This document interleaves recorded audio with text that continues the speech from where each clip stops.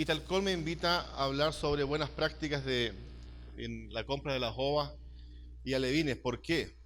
Básicamente porque nos hemos dado cuenta que con los años y como escuchamos en las presentaciones anteriores, las plantas o las casas de alimentos han ido evolucionando en, en la calidad de alimentos, en la técnica de fabricar alimentos.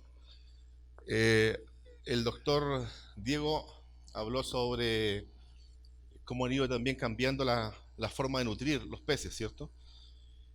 Después escuchamos cómo cambiaban los pigmentos, Carlos Lobos habló sobre cómo fueron cambiando la genética para obtener mejor producto.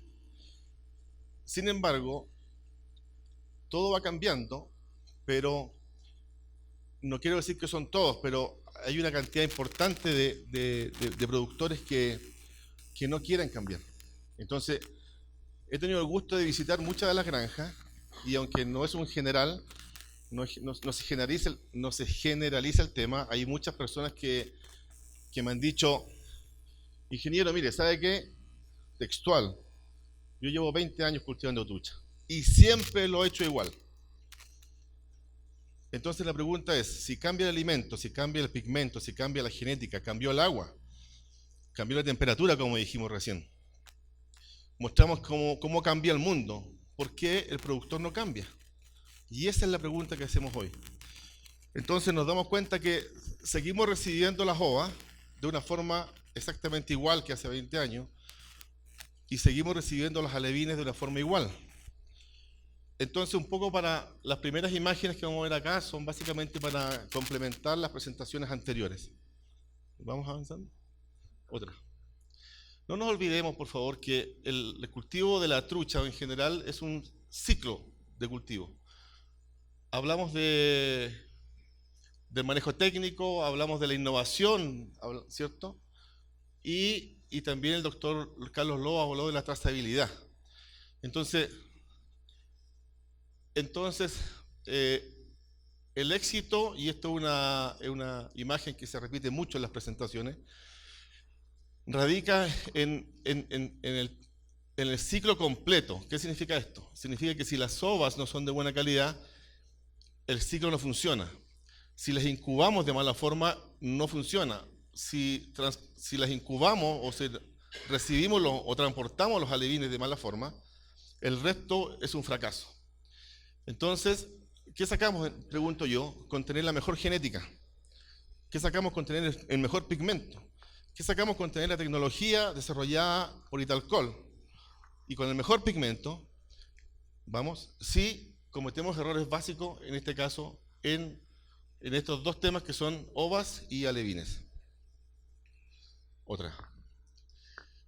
Entonces, ¿qué quiero decir con esto? Quiero decir que si recibimos de mala forma las ovas, vamos a tener entonces unos alevines, un fracaso, ¿cierto? Pero si tenemos las ovas bien recibidas, tenemos buenos alevines y hacemos el transporte de peces, compramos los alevines y los llevamos al centro de destino, lo hacemos de mala forma, vamos a tener otra vez el fracaso productivo. Entonces, nos hemos acostumbrado a ver, por ejemplo, la espuma en los estanques. Transportamos los peces y ver espuma en el estanque es normal. Vamos avanzando. Entonces, ¿qué planteo yo? Que tenemos que hacer el control de calidad en cada uno de los procesos. Pero, en resumen, hay que volver a lo fundamental. Volvamos a las cosas sencillas, a las cosas básicas. ¿Por qué? Porque es muy fácil, cuando el productor le va mal, decir, los peces no crecieron, el alimento es malo. Y Carlos Espejo, que está aquí presente, es el culpable de que la cosa no funcione. ¿Y qué hacemos? O Carlos Lobo, porque Carlos Lobo es de Trauloch, y las ovas que ellos traen son malas. Entonces, ¿qué hacemos? Nos cambiamos de productor de ovas. Así es, ¿cierto? Y al año siguiente compramos a otro productor, y al año siguiente al otro, o al año siguiente compramos a la competencia de Italcol, pero como son poquitos, al tercer año ya estamos de vuelta otra vez comprando alimento de Italcol y otra vez nos va mal. Y como nos va mal con el alimento, nos cambiamos de la trucha productor 1, no da nombre, a la ova del productor 2 y nos vuelve a ir mal. y el culpable otra vez son las ovas. Entonces empezamos a comprar ovas de otro, y nos sigue yendo mal. Entonces, yo veo sonrisas aquí, y la gente se ríe porque son cosas tan sencillas, pero que lo hacemos a diario. Avancemos, porque tenemos poco tiempo y antes que la gente se duerma. En mi caso, lo que yo creo que para recibir las ovas, una más. Hay 4 etapas fundamentales, y aquí no quiero profundizar, no quiero llegar a los enlaces iónicos, no quiero hablar de moléculas, porque creo que no es el momento de hablar de moléculas. Ya hablamos anteriormente ¿cierto? de los enlaces, de las moléculas, de genética y todas estas cosas, pero hablemos de las cosas fundamentales. Hay 4 etapas. La primera es la aclimatación y la hidratación. Llegan las ovas, llegan embaladas como todos ya las conocemos, las recibimos en el centro cultivo, y aquí viene el primer problema. ¿Cómo las aclimatamos? Entonces algunos dicen, no, y yo cuento mi experiencia personal, dicen, no, lo que pasa es que yo lo hago muy rápido porque estoy apurado. Siempre estamos apurados. Somos latinoamericanos y siempre estamos apurados. Entonces dicen, vienen en 2 grados con hielo, y mi granja tiene el agua a 14, a 12, a 16 grados. Entonces, ¿qué es lo que hago yo? Paso de 2 a 16 o a 14 grados y me demoro 1 hora. Y me dicen, ingeniero, si no pasa nada, si son tonteras, eso de demorarnos 1 hora por cada 2 grados que avancemos, no sirve. Si yo lo hago, mire, yo me pasé de 2 a 16 grados en 1 hora y no se murió ninguna. Y efectivamente, la trucha es un animal tan noble que no se mueren. Entonces después viene la hidratación. Y es lo mismo. Vamos a hidratarla. No, ¿para qué? Si yo paso lo mismo, en 1 hora paso, si vienen duritas, me dice. Entonces nunca nos preguntamos por qué vienen blandas las ovas.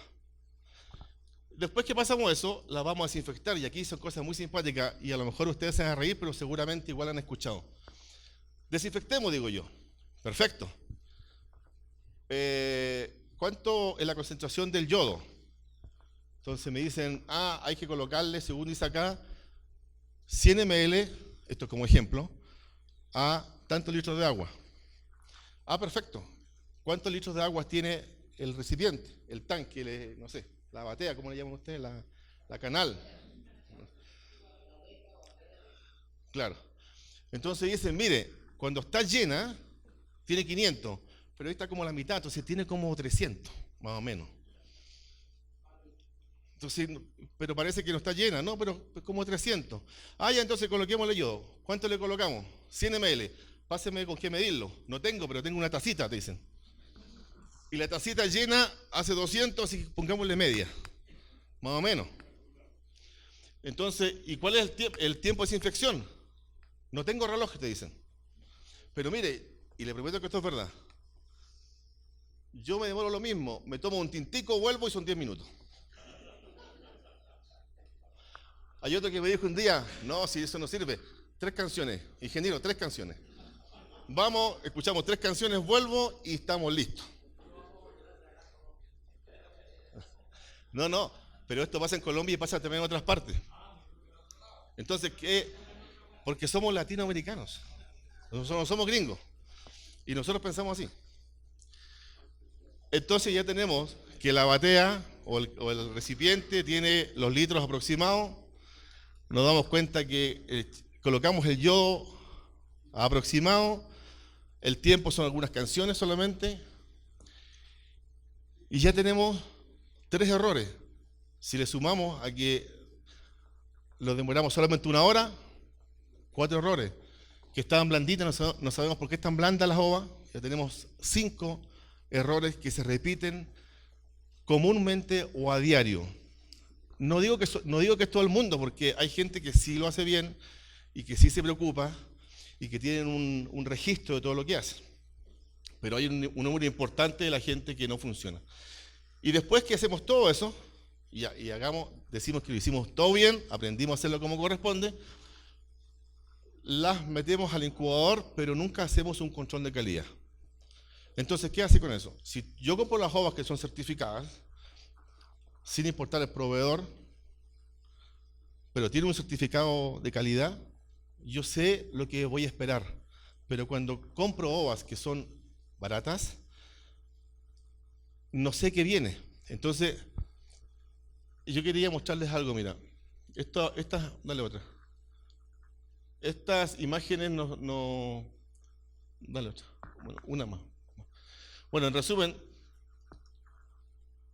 desinfectamos las uvas sin que estén correctamente hidratadas.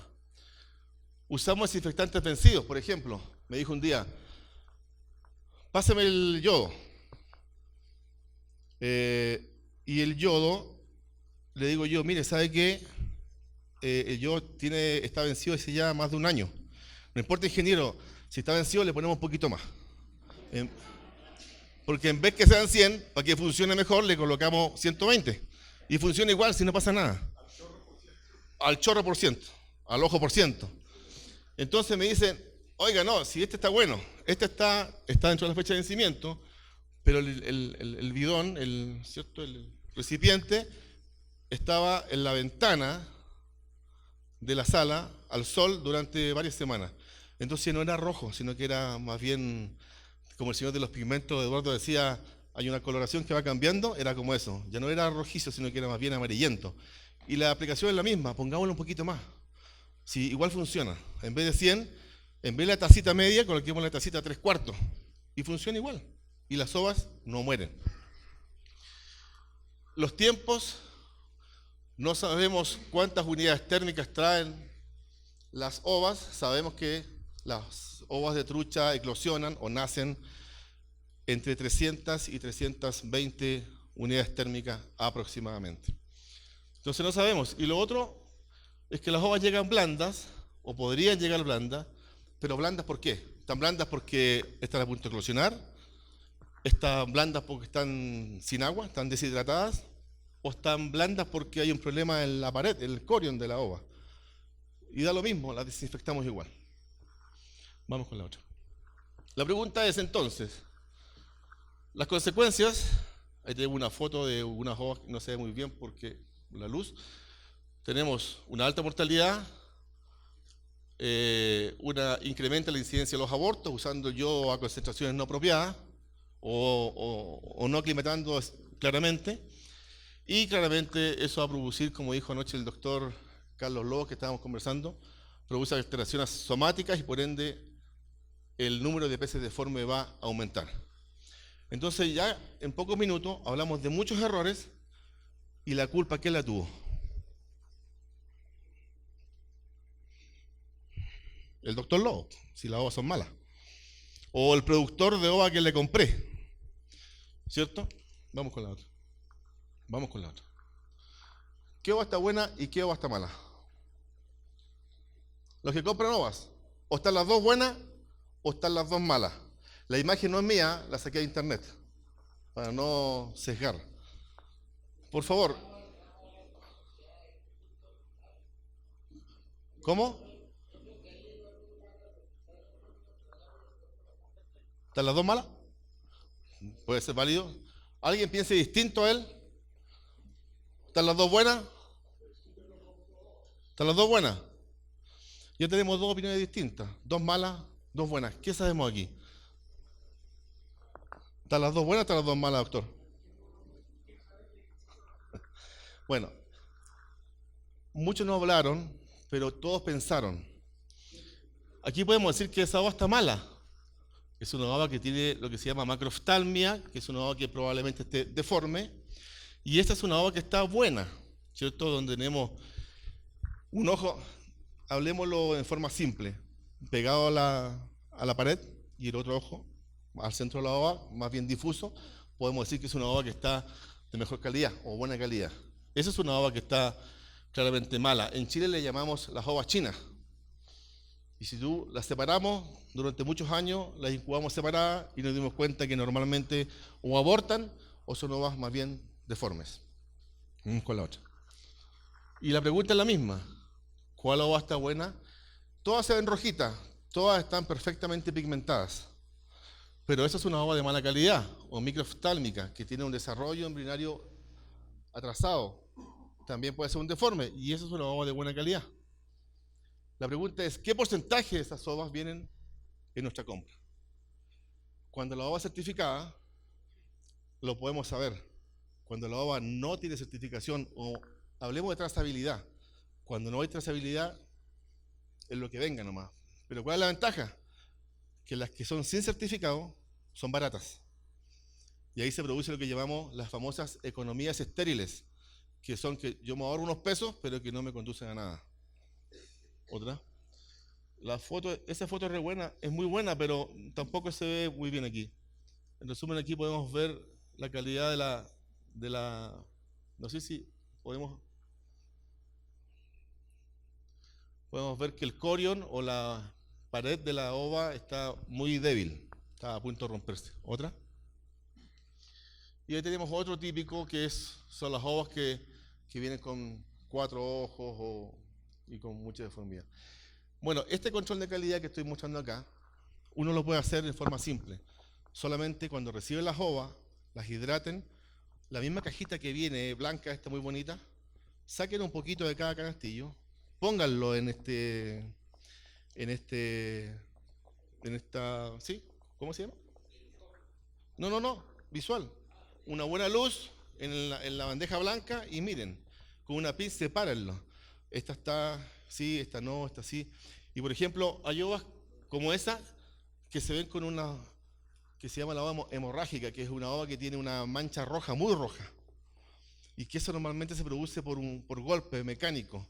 Es cuando va a jugar Colombia y Chile a las 6 y yo vengo justo atrasado con las ovas y paso por esto, ustedes le dicen policía acostado, los topes, puta madre, y ¡pum!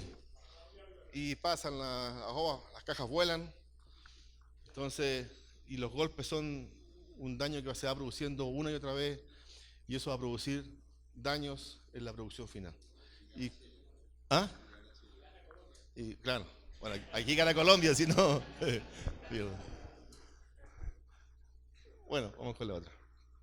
Entonces, siempre es importante que cuando lleguen las ovas podamos nosotros analizar la calidad. Si la calidad es muy buena, hay que llamar y decir las ovas están bien. Si la ova es de mala calidad, es importante preguntarle al proveedor que nos pueda ayudar y que nos pueda verificar si las ovas están realmente de una calidad regular o poder informar que hay un problema para que él pueda corregir, ¿cierto? Si nosotros no informamos, ¿cómo ellos corrigen? Si no lo medimos, ¿cómo lo mejoramos? Asumen que todo está bien.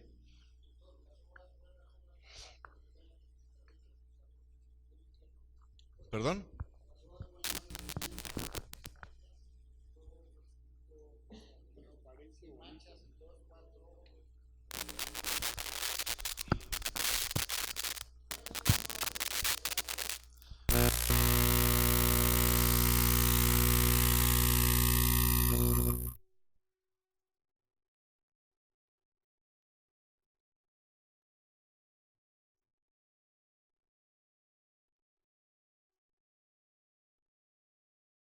El otro siempre está más difuso porque está más al centro. Es una ova que no tiene esta mancha roja marcada por el golpe, que vemos el ojo se puede ver de forma homogénea, no como vimos ahí, que un ojo pequeño. Si no se ven los ojos porque no tiene embrión, hay que desecharlo. Entonces, hay varias formas de verlo. Seguramente, a lo mejor un día cuando recibas ova y si puedes asesorarte por alguien en Colombia que te pueda, o la misma gente de Travelodge que te pueda apoyar y revisar una por una las ovas. Decirlo así verbalmente es como complejo. Bueno, pensemos entonces que hicimos el proceso perfectamente bien, que las ovas las hidratamos, las desinfectamos, que nos compramos un reloj, apagamos la radio y usamos un cronómetro, ¿cierto? Tenemos una unidad para medir el yodo, sabemos medir el volumen del estanque, lo hicimos todo perfecto. Y después que lo hicimos todo perfecto, llevamos las ovas al famoso bastidor.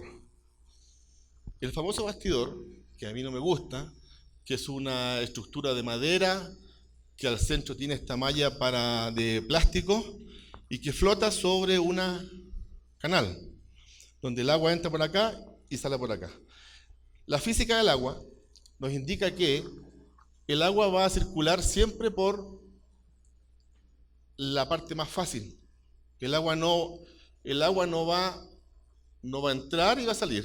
No, va a pasar por acá, a las orillas. Entonces, ¿qué es lo que hicieron algunos productores?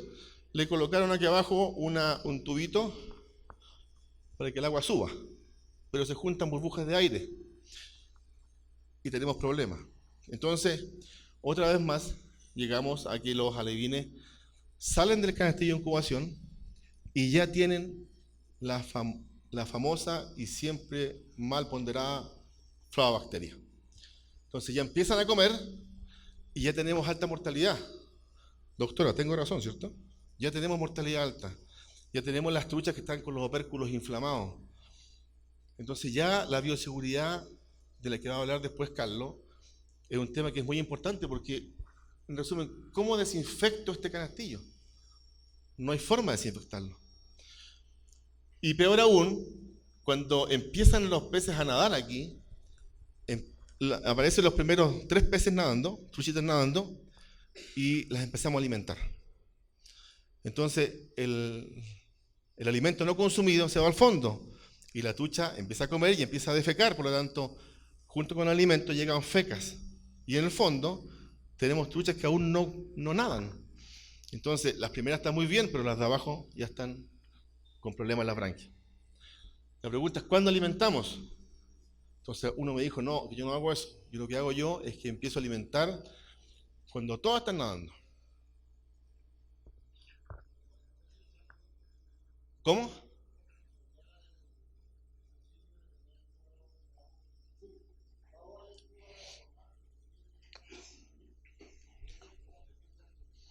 Claro, el problema es que los alimentamos todas juntas. Entonces, cuando hablamos del alimento, alguien dijo, es como alimentar un bebé con una hamburguesa. Bueno, esto es no igual, pero similar, porque en resumen tú empiezas a alimentar el día 1 o el día 4, por ejemplo. El problema es que si tu alevín empezó a nadar el día 1 y lo empiezas a alimentar el día 4, es como que si tuvieras tu bebé alimentando 4 días después que nace. Entonces hay que alimentarlo siempre el día 1. Pero, ¿qué hacemos con lo que está en el fondo entonces? ¿Qué es lo que yo recomiendo? Vamos con la otra. Yo recomiendo, y lo hemos conversado aquí, hay incubadores distintos que son muy económicos y que te permiten, que son de acero inoxidable, que son de fibra de vidrio, y ya los he visto funcionando en Colombia y funcionan bastante bien, que te permite, se colocan dentro de la canaleta, que te permiten que el agua venga en este sentido, golpee contra esta pared, suba a través de las ovas y caiga posteriormente por esta ventana. Vuelve a bajar, vuelve a golpear, vuelve a subir y así sucesivamente. Eso hace que las ovas mantengan un flujo de agua continuo, oxígeno continuo, ¿cierto? Y cuando empiezan los alevines a nadar, usando un pequeño colador, ¿sí? ¿Se entiende? El día 1 yo voy y saco las que están nadando y los llevo a un estanque de alimentación. Y ahí alimento, no alimento acá. Al día 2 hay otra cantidad, hay un 20% más de animales nadando, vuelvo a pasar el colador y lo llevo al estanque de alimentación 2 y ahí alimento. Entonces, ¿qué hago yo? Una trucha que empieza a comer podría crecer con alimento de buena calidad, a 12, 13 grados, podría crecer hasta un 7% al día. Imagínense la diferencia entre el animal 1 y el animal que comió el día 4, o sea, la diferencia de peso ya es importante. Entonces, en la forma más práctica, hacemos 2 cosas. Alimentamos de buena forma, evitamos la primera flavo, ¿cierto? Si no, tenemos que empezar a darle antibióticos, ¿sí? Y lo más importante es que hacemos la primera selección. Las truchas que primero comen van a crecer más rápido, o sea, son van a comer antes, por lo tanto van a ser más grandes. Las truchas del final comen después, por lo tanto van a ser más pequeñas en un principio. Otra. Dale otra.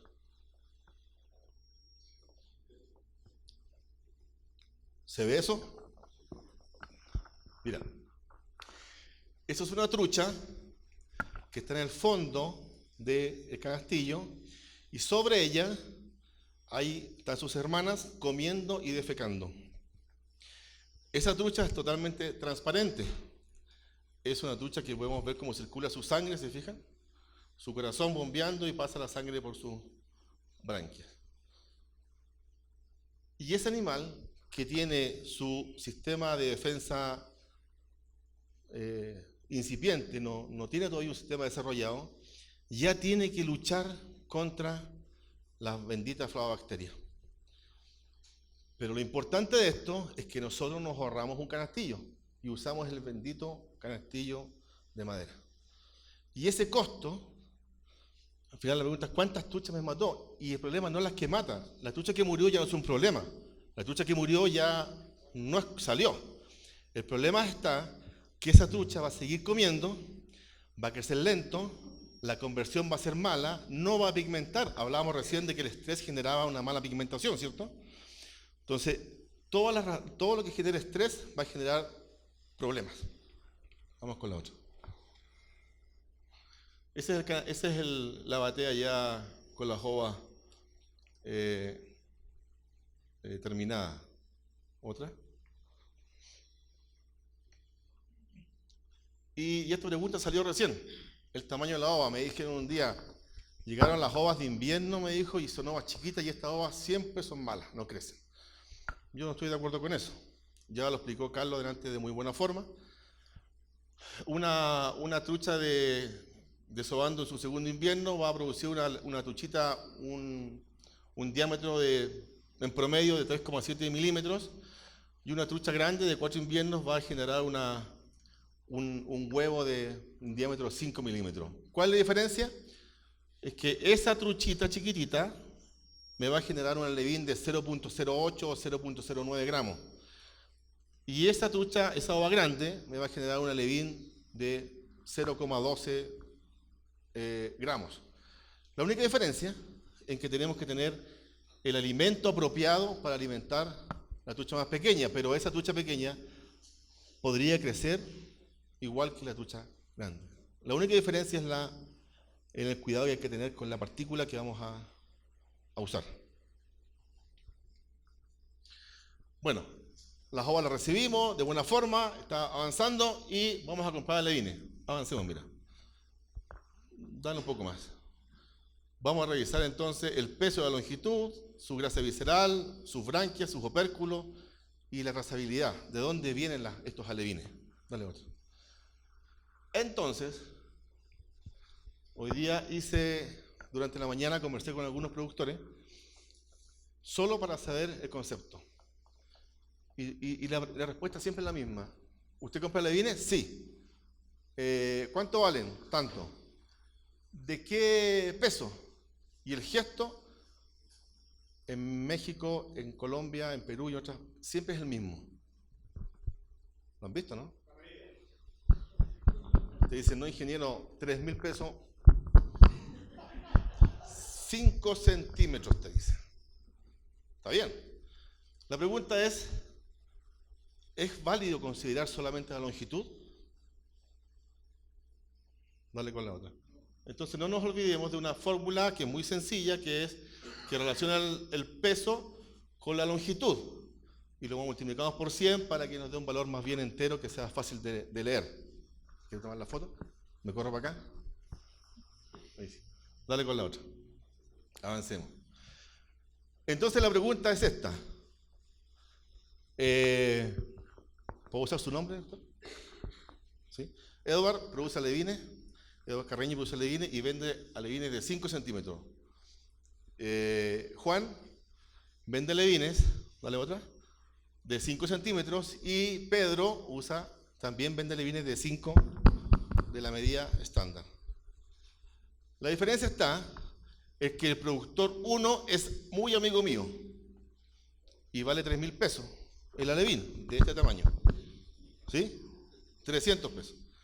El productor 2 está muy cerca de mi granja, vale lo mismo, 300 pesos de este tamaño, y el productor 3 no es tan amigo mío, pero su hermana es muy atractiva y la quiero de novia, entonces la voy a comprar a él.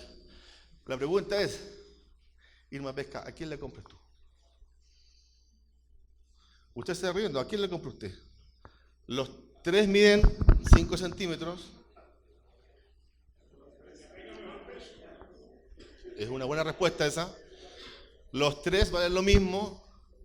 La única diferencia está en los parámetros que yo inventé recién. Pueden ser cualquier cosa.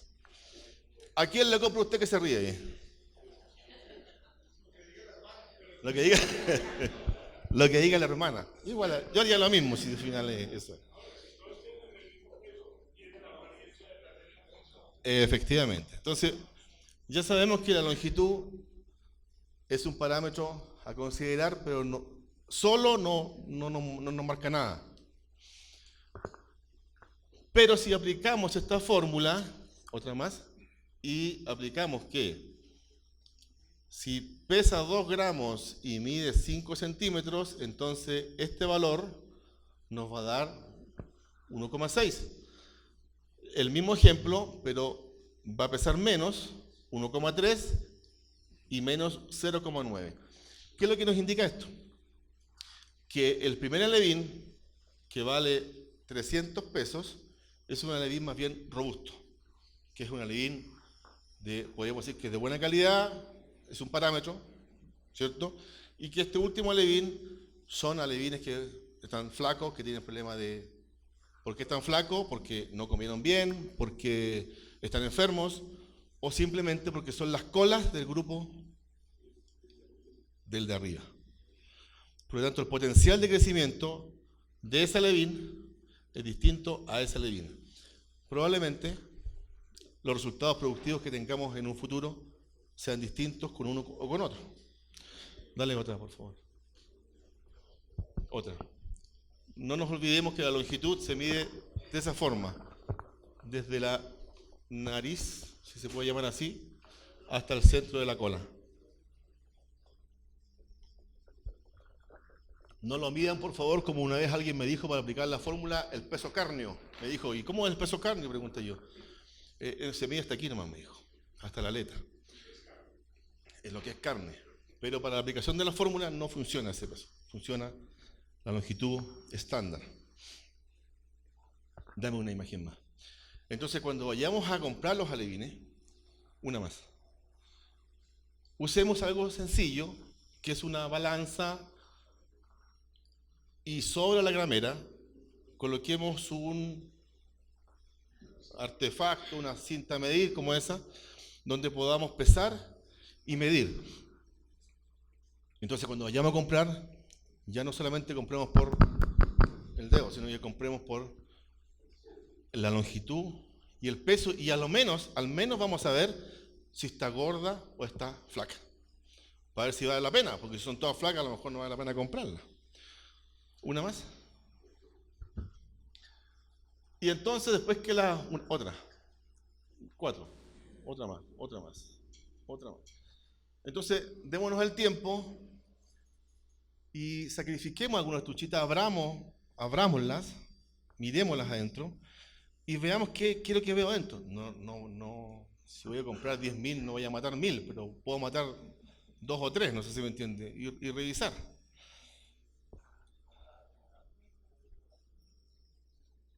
Entonces, si vemos que tenemos no hay grasa visceral, seguramente se va a relacionar con que la tucha está flaca. Y si no hay grasa visceral, significa que la tucha es una tucha que, como dije antes, estuvo muy enferma, o es una cola, o fue mal alimentada, no lo sabemos. Por lo tanto, si me preguntan a mí, yo la descartaría. Si la condición es menor a 0,9, la descarto. Ahora, ojo, que la condición ideal puede cambiar dependiendo de la cepa. Hay cepas que son más robustas y hay cepas como las europeas, que más bien son más esbeltas. Entonces ese dato hay que revisarlo. Eso va a demorar un poco.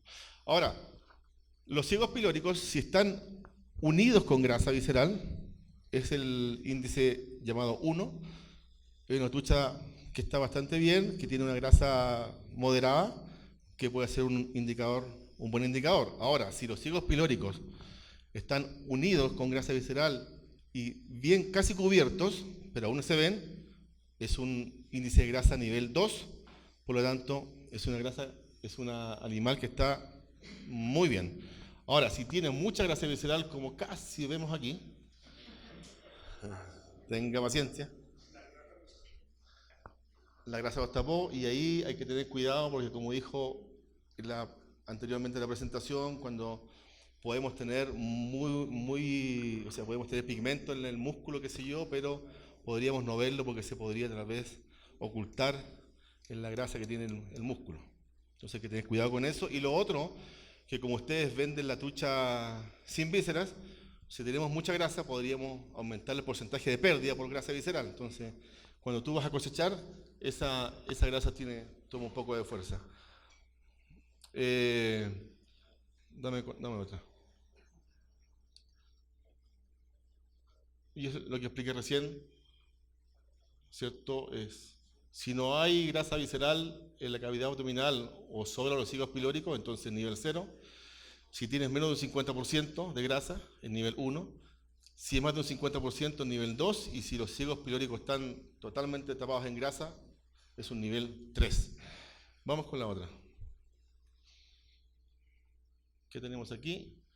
Bueno, tenemos los animales gorditos, de buen tamaño, qué sé yo, con la grasa visceral perfecta. Ya tenemos peso, tenemos longitud y tenemos grasa. Ya tenemos 3 conceptos y no solamente la longitud para saber si son buenos o malos. Se fija que hay más que ya tenemos 3. El cuarto son las branquias. Anoche conversamos también que el microscopio, para ver esto hay que hacer un microscopio, pero el microscopio es muy caro. Sin embargo, mira, ahí tiene una. Ese microscopio ya está a la venta en $3. $3 para ese microscopio, y tú con ese microscopio ya puedes ver las branquias. ¿Y por qué es tan importante la branquia? En resumen, porque podemos tener una trucha que está robusta, muy bien, pero 2 días antes del traslado, el productor dice, le vamos a hacer un baño con sal, de buena forma, pero como su trabajador no está capacitado, hizo el baño con sal de mala forma, colocó mucha sal en el tanque y le colocó una cantidad de oxígeno pero brutal. ¿Y qué es lo que hizo con la sal a altas concentraciones? ¿Y qué hizo con la cantidad de oxígeno enorme que le puso? Fue que dañó las branquias, rompió las laminillas secundarias. Por lo tanto, la trucha cuando respira, ingresa agua por la boca y la saca por la branquia, ¿cierto? Y de esa forma capta el oxígeno del medio y lo incorpora a la sangre. Pero si no tiene la capacidad para hacerlo, es como si un tipo con asma quiera subir el Everest. Puede hacerlo, pero le va a costar un montón. Aquí lo mismo. Si no tienes oxígeno, ¿cómo conviertes tu alimento? Entonces, cuando el animal no va a convertir, no va a crecer, o va a crecer lento, el culpable otra vez es el doctor espejo, que el alimento no funciona. Y nos cambiamos de casa de alimento. Otra imagen de la branquia, también con serios problemas. Otra. Aquí ya el daño es severo, ¿cierto? Ahora, cuando el daño branquial es leve, y eso a lo mejor se lo podemos preguntar después al doctor, que nos detalle eso, sí es recuperable, la branquia se puede recuperar. Cuando el daño branquial es severo, entonces no se puede recuperar. Y ese animal probablemente no va a morir, pero no va a crecer o no va a convertir. ¿Sí? Dame otra. Otra imagen de la branquia que ya está totalmente rota. Y esas imágenes, estas fotos que sacamos ahí, son de animales que estaban vivos, nadando y comiendo, pero con la branquia totalmente dañada. Vamos con la otra. Entonces, haciendo un resumen, tenemos peso, tenemos longitud, tenemos la calidad de las branquias, tenemos la grasa. Ya tenemos 4 puntos que tenemos que revisar. Y Obviamente también tenemos que ver cosas externas que no usamos microscopio, sino que vemos solamente los opérculos. Esta es una trucha, esto no es trucha, no tenía otra foto. Esto es un salar, pero el problema es similar. En resumen, cuando vemos que tienen los opérculos acortados, producto de la flagobacteria, significa que están cursando un cuadro, una enfermedad que está partiendo, o que ya tiene y eso ya es un punto de entrada a las enfermedades. Por lo tanto, hay que ver qué pasó con eso. Hay que revisar qué porcentaje de los peces que compré tienen el opérculo acortado. O lo otro, dame otra foto. Esas son truchas cuando ya la branquia está con daño y ya tiene esa manchita amarilla, que sé yo, que ya es un indicador claro de una flago severa. Y están vivas. Y hay otra que también es muy importante, que son las aletas, cuando llegan los peces con las aletas totalmente roídas. ¿Qué nos indica eso? Y es trazabilidad. Significa que estuvieron los animales cultivados a altas densidades o que estuvieron con problemas de alimentación, qué sé yo. Y aunque muchos dicen no pasa nada, sí es un punto de entrada para las enfermedades. Por lo tanto, hay que tener cuidado. Si los voy a comprar, los voy a recibir, pero con un tratamiento, con una sal o algo así, para evitar la contaminación. Dale.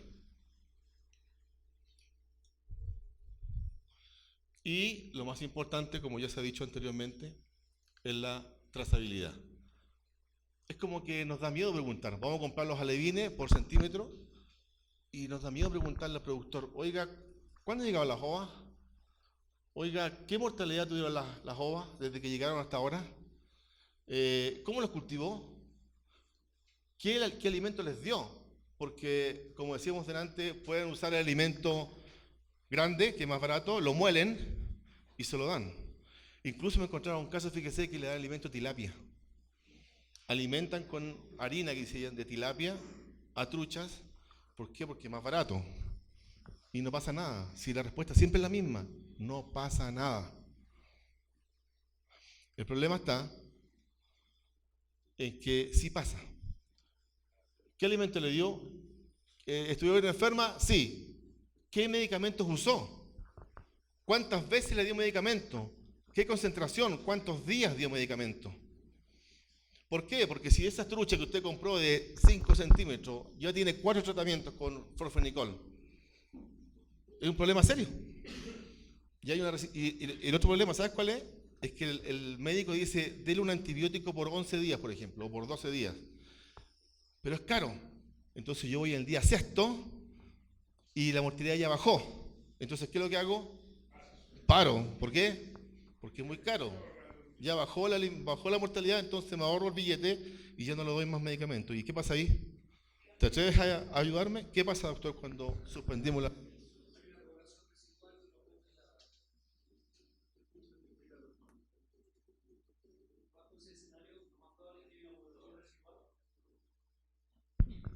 Bajo ese escenario, lo más probable es que haya una población residual de animales que estaban empezando a comer el antibiótico. No todos comen desde el día 1, punto. Hay algunos que van a empezar a comer el antibiótico el día 2, 3 o 4. Por lo tanto, hay un periodo mínimo que tiene que asegurar el consumo. Entonces, no todos comen el primer día, algunos no van a comer la dosis necesaria, y al no tener la cantidad de antibiótico mínima, uno puede seleccionar animales que portan bacterias que son más resistentes. Gracias, doctor. Entonces, el tema de preguntar cuántos tratamientos tuvieron, cuántos días, qué dosis, es un tema importante. La pregunta es, y por favor que alguien me responda, ¿cuántos de ustedes preguntan esto? Bien.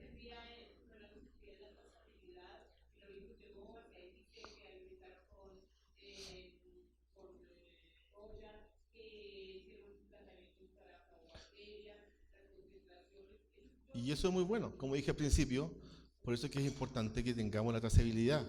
Y cuando la empresa es grande y una empresa es seria, tiene la documentación que nos certifica eso. Entonces, esa es la diferencia. ¿Crecieron las truchas? ¿Cuándo crecieron? ¿Cuándo llegaron? Etcétera. Uno puede hacer 1000 preguntas. Anoten, registren, todo. ¿Otra? Esta es solamente una idea. Ustedes lo pueden cambiar, lo pueden modificar. Yo digo, ¿qué pasa si hacemos una matriz?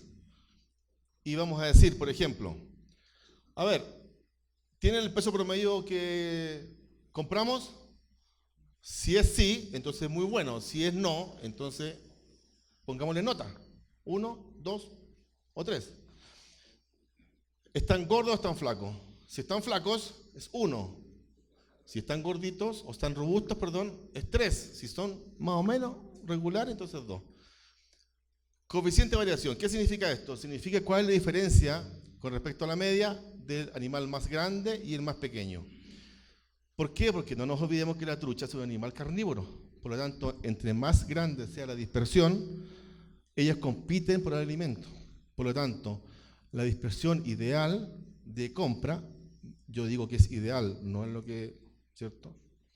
Debería ser no más de un 15%. ¿Sí? Cuando yo tengo cultivos en una jaula, cuando yo muestreo y tengo una dispersión sobre un 25%, entonces ya es importante separarlo, seleccionarlo, para evitar la competencia y ganar crecimiento, y mejorar la conversión, y bajar la tasa de mortalidad. ¿Sí? Entonces, revisemos branquias y opérculos. También, tan regular, tan malo. Pongamos nota. ¿Cierto? Las aletas, ¿están bien o están mal? Están más o menos, 2. La mortalidad del traslado y la mortalidad acumulada, que sería bueno separarlo.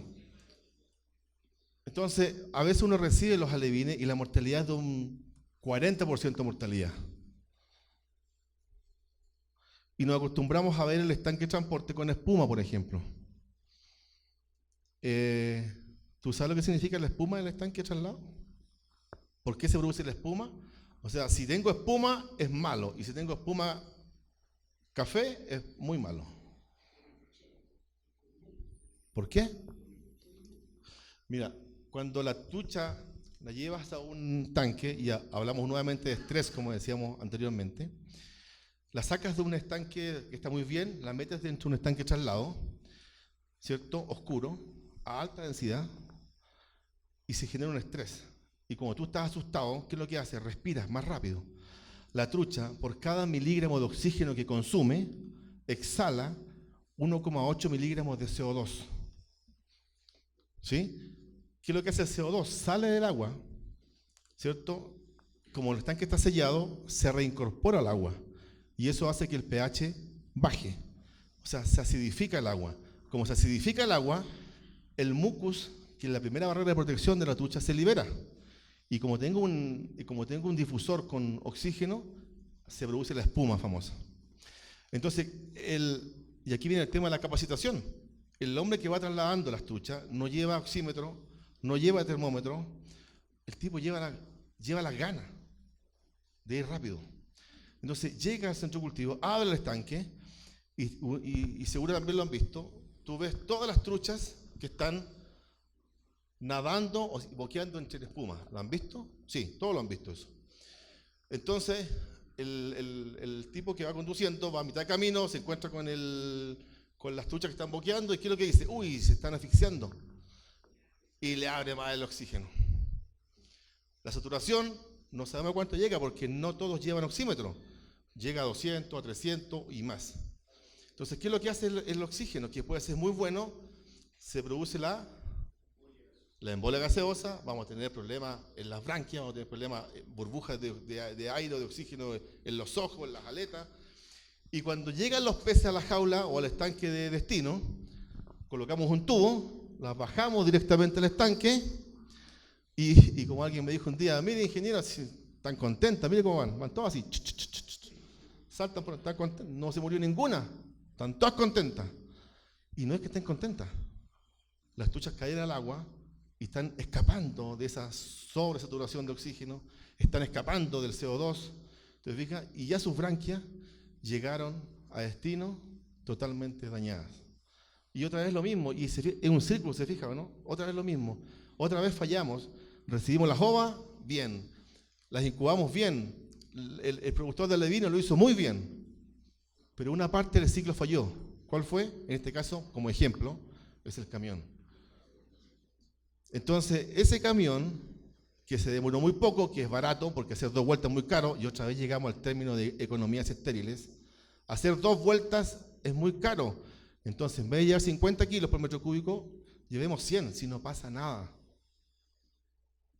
Y me ahorro un camión, que me ahorro, no sé, 200 o 300 mil pesos colombianos. Pero eso significa que voy a, en vez que se muera un 1% en el traslado, voy a perder un 15%, y el problema es que el día 1 mueren, el día 2 mueren menos, el día 3 mueren, 4, 5, y sigue muriendo, y pasan 2 semanas y las benditas truchas siguen muriendo. De a poquito, pero siguen muriendo. Es lo que se llama el daño subletal. Claro, ¿cómo van a crecer? ¿Cómo van a comer si no tienen branquias? ¿Cómo respiran esos animales? Y muchos de los que sobreviven a cosecha se demoran 9 meses, 10 meses, 11, 12, 13, y la conversión ya no es 1,2, como decíamos delante, sino que es 1,7, 1,8, 2. Y ustedes saben que sí hay cultivos donde la conversión es 2 y más también. ¿Qué les parece algo tan simple como esto? Entonces, dame otra imagen. Por ejemplo, si esta matriz que se inventó recién, o sea, ahí ya existen, pero me refiero que para este ejemplo, suma 11, entonces podríamos decir, como idea, si está entre 6 y 10 es un alevín malo. Por ejemplo, si está entre 11 y 15 es un alevín regular, y si está entre 16 y 18 es un alevín bueno. Entonces hagamos una trazabilidad. Si yo recibo animales con un score o con un número, con un factor de 8, y si lo llevamos a cosecha, ese grupo de 8 me va a dar una conversión de 1,8, por ejemplo, 1,9, y se va a demorar en crecer 10 meses. Y compárenlo con un grupo donde la puntuación sea 17, por ejemplo, y ese animal va a convertir mejor, va a crecer más rápido y va a ser un animal de buena calidad. Y aquí lo que pasa es que cuando uno se equivoca, el que golpea es el bolsillo, y ahí sí que duele. Cuando uno saca la cuenta que la conversión fue 2 y multiplica los kilos de alimento por el valor, uy, es harta plata. Y lo que dijimos, la famosa trazabilidad. Dale. ¿Por qué?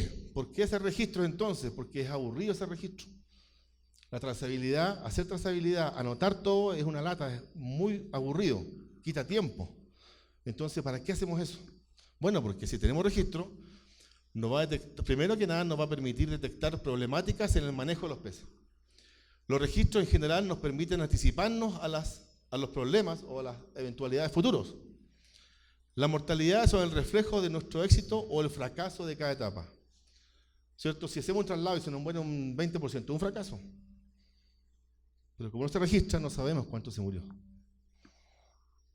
Y no se olviden registrar no solo lo que murió en el día, sino que registre lo que muere una semana a lo menos después de que lleguen los peces. Y podremos entonces determinar cuáles deberían ser los manejos o estrategias productivas y sanitarias a seguir frente a diferentes enfermedades. Por ejemplo, si compramos los alevines y vienen con problemas en las aletas roídas, yo ya sé ese dato, los voy a recibir, los voy a comprar igual, los recibo, pero los voy a recibir, vamos a hacer un tratamiento con sal, por ejemplo, suavecita, para poder mejorar el problema. Otra más. Una más. Entonces, cuando tenemos trazabilidad, cuando anotamos, cuando escribimos, cuando registramos, vamos a tener conocimiento y saber lo que pasa en la granja. Lo que pasa en tu granja es distinto a lo que pasa en la tuya o en la tuya o en cualquiera. Todas son distintas. Todas las granjas son diferentes. Entonces, si tenemos información, vamos a poder saber qué pasa, vamos a conversarlo con nuestros trabajadores y vamos a poder en conjunto buscar la solución. ¿Una más? Y otra más. Bueno, ¿cuál es la idea de hacer el manejo, un correcto manejo de lo que acabamos de decir? Evitar las enfermedades, ¿cierto? Si hacemos un trabajo bien hecho, si nos preocupamos de los detalles, evitemos las enfermedades. De enfermedades, yo no soy experto, no soy médico veterinario, pero la verdad que eso es un caso más bien de IPN, que también creo que ya hay en Colombia, pero es bastante triste ver las altas mortalidades por IPN. Pero si hacemos un buen manejo productivo, lo podemos evitar. Entonces, criterios de buenas prácticas.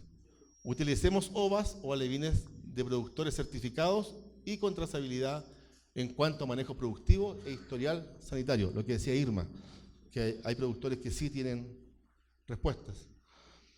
Revisemos entonces densidades de siembra, capacidad de carga. ¿Cómo vamos a cultivar? Utilicemos alimentos según requerimientos nutricionales de la especie y de la edad. ¿Y por qué digo de la edad? Porque otra vez lo mismo, usamos alimento grande que lo vamos a moler para alevines, ¿cierto? O harina de tilapia para alimentar peces pequeños, ¿cierto? O compramos alimento pequeñito, pero me sobró para el año siguiente. ¿Cómo lo voy a botar? Si uno lo mira, está bien. Le saco un poco los hongos y lo uso. Pero así pasa. Si no pasa nada, lo reciclo. Pero ya el doctor Rodríguez nos explicó lo que... ¿Quién habló de la rancidez del alimento? ¿Sí? Alexandra habló de la rancidez. Entonces, por eso creo yo que estas pláticas anteriores han tenido mucho que aportar. ¿Una más?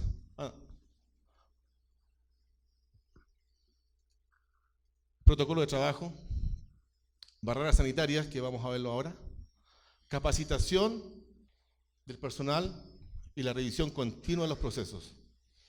El éxito de la producción de truchas, esto es importante porque la gente cree que cultivar truchas es alimentar. Tiremos alimentos, si es fácil cultivar truchas, me dijo un día alguien. Es fácil, tiremos alimentos nomás. Pero cultivar truchas es un poquito más complejo que eso, bastante más complejo que eso. El éxito de producción de truchas radica en la prevención, tratamiento y control de las enfermedades, relacionado con dos aspectos fundamentales: la calidad del agua y el estado nutricional del pez. Una más, para terminar. Una más. Bueno, innovación, lo que todo el día hablamos. Vamos a innovar con los incubadores, innovemos con el alimento, ya están ellos innovando con el alimento. ¿Cierto? Y para terminar, la trazabilidad. La trazabilidad de los procesos está ligada estrechamente con el registro de información. Ellos son la clave para realizar el seguimiento y la mejora continua. En resumen, si no se registra, simplemente no se mejora. Si tenemos un registro de lo que estamos haciendo, lo podemos mejorar. Si no tenemos un registro, ¿cómo diablos lo mejoramos? Si no sabemos qué pasó antes.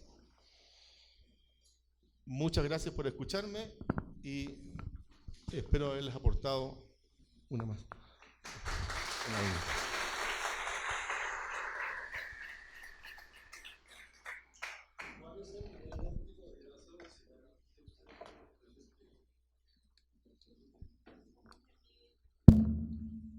El nivel óptimo de grasa visceral, en mi opinión, creo que el score entre 1 y 2.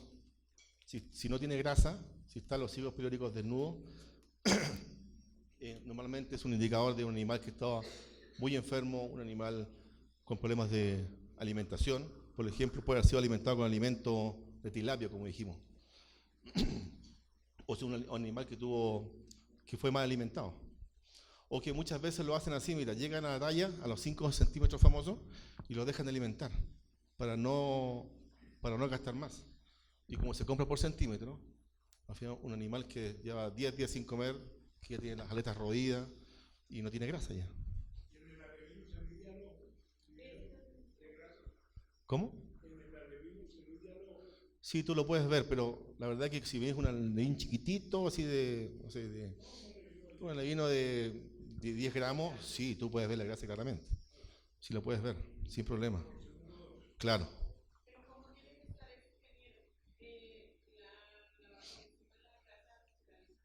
Es como lo vimos en la imagen.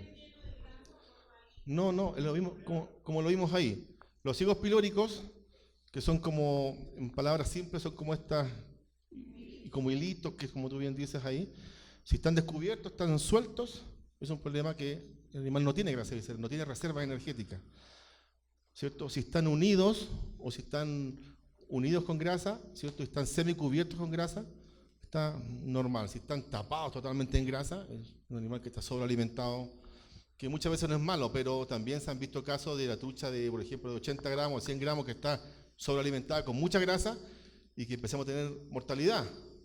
Y pueden incluso morir de un ataque, de un paro cardíaco, porque tiene mucha grasa. Dígame. El micrófono.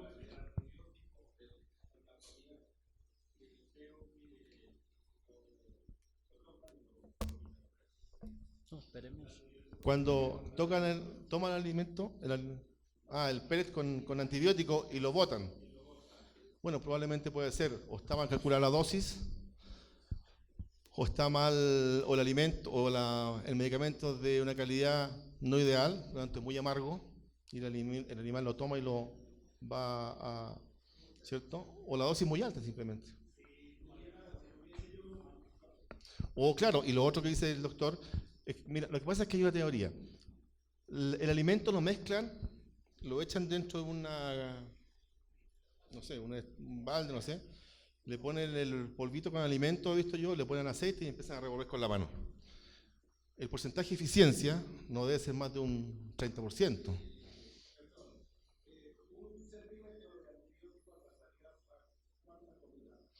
Es que, mira, eso va a depender de la concentración de producto activo del antibiótico. ¿Sí?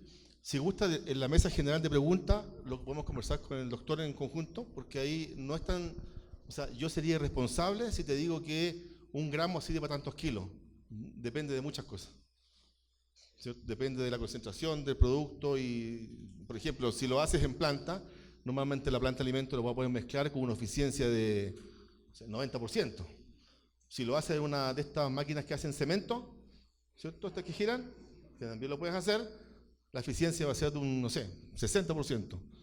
Pero si lo haces a mano, va a ser un 30%, o 40% de la eficiencia. Y ahí vas a tener problemas donde algunos pellets te van a quedar con una gran cantidad de medicamento, donde el animal lo toma y lo bota, y otros pellets te van a quedar simplemente sin medicamento.